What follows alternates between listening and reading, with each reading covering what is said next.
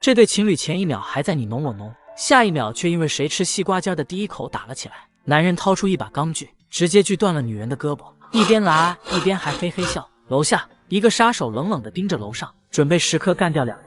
原来女人已经结婚30年了，她的老公买通了一位杀手，想尽快杀死这对勾骨男女。只可惜杀手的动作有点慢，女人让阿三提前一步弄死了。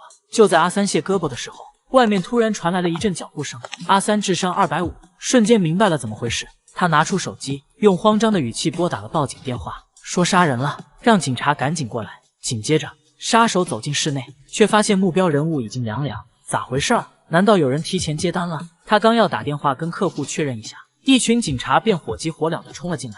完了，这下 BBQ 了，跳进化粪池也洗不清了。就这样，一代传奇杀手被关进了五道沟监狱。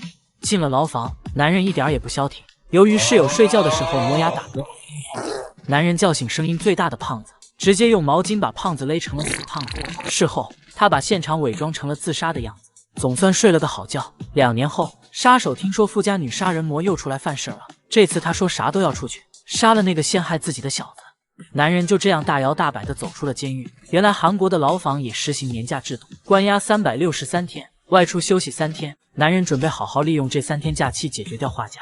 杀手阅读了大量资料，目击者刚泰成了他唯一的突破口。他先是绑架了刚泰的女儿，随后一刀捅死了刚泰的帮手。就这样，刚泰彻底服了，只要能保证女儿的安全，他什么都愿意去做。刚泰脱下自己的衣服，盖在了金钟罩的身上。此时他只剩下了22个小时的时间，根本不敢停下来。望着一家人的照片，男人坚定了决心。他将头发梳成大人模样，穿上一身帅气西装，开始寻找线索。根据杀手的调查，画家就住在这个小区。他是个极度自恋的人，杀完人很快就会搬走。临走前，画家会回忆一遍自己的杀人过往。两人刚聊到一半，邻居美术老师便走了过来。他说自己最近就要搬走了，一会儿他准备好好逛逛小区，重温一下这段美好回忆。起初刚泰并没有在意，可紧接着他想起了杀手的推理：画家、美术、杀人、回忆。难道美术老师就是富家女杀人案的真凶吗？这回刚泰终于开窍了。